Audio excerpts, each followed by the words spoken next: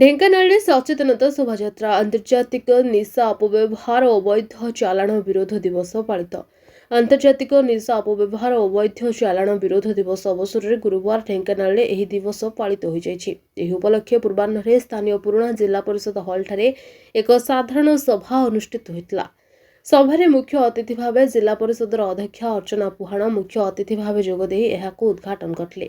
ଏହି ଅବସରରେ ନିଶାମୁକ୍ତ ଏବଂ ସୁସ୍ଥ ଢେଙ୍କାନାଳ ଜିଲ୍ଲା ଗଠନ ନିମନ୍ତେ ପ୍ରଶାସନିକ ଅଧିକାରୀ, ପୋଲିସ କର୍ମକର୍ତ୍ତା, ସ୍ୱେଚ୍ଛାସେବୀ ଅନୁଷ୍ଠାନ, ଧାର୍ମିକ ଅନୁଷ୍ଠାନ ଓ ବୁଦ୍ଧିଜୀବୀମାନେ ବିଶେଷ ଭାବରେ ଆଗେଇ ଆସିବାକୁ ଆଲୋଚନା ହୋଇଥିଲା।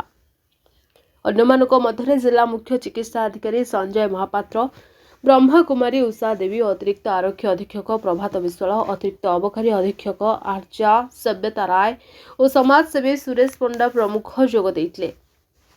ପୂର୍ବରୁ ଏହାକୁ ନେଇ ହୋଇଥିବା ବିଭିନ୍ନ ପ୍ରତିଯୋଗିତାର କୃତି ପ୍ରତିଯୋଗୀମାନଙ୍କୁ ପୁରସ୍କାର ପ୍ରଦାନ କରାଯାଇଥିଲା।